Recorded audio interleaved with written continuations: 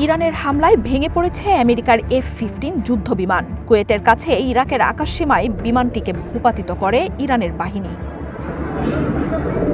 সোমবার সংঘাতের তৃতীয় দিনে আমেরিকার F-15 ধ্বংসের কথা জানায় কুয়েত। CNN-এর প্রকাশিত ভিডিওতে আকাশ থেকে যুদ্ধবিমানটি নিচে পড়তে দেখা যায়। এ সময় যুদ্ধবিমানটি থেকে আগুন ও ধোঁয়ার দৃশ্যও চোখে পড়ে।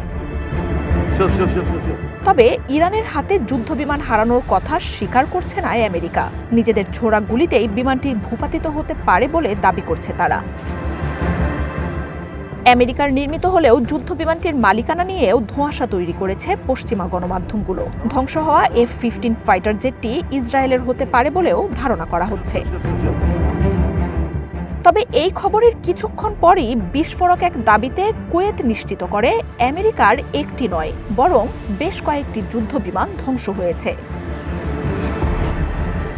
আমেরিকার সামরিক বাহিনীর সদস্যদের হতাহতের ঘটনার পর যুদ্ধবিমান হারানোর এই খবর ট্রাম্প প্রশাসনের জন্য বড় ধাক্কা হয়ে এসেছে। কুয়েত জানিয়েছে, যুদ্ধবিমানগুলো ধ্বংসের আগে পাইলটরা নিরাপদে বেরিয়ে গেছেন। ধ্বংসাবশেষ অনুসন্ধানে ব্যাপক তৎপরতা শুরু করেছে দেশটির সরকার। যুদ্ধবিমানের ক্ষয়ক্ষতি অনুসন্ধানে আমেরিকার সাথে সমন্বয় করে কাজ করছে দেশটি। আমেরিকা ইসরায়েলের হামলার জবাবে মধ্যপ্রাচ্য জুড়ে তাণ্ডবে নেমেছে ইরান। উপসাগরীয় দেশগুলোতে থাকা আমেরিকার বিমান ঘাঁটিগুলোকে একের পর এক হামলায় ধ্বংসস্তূপে পরিণত করছে IRGC। মার্জিয়া উপমা, ওয়ান ইন্টারন্যাশনাল ডেস্ক।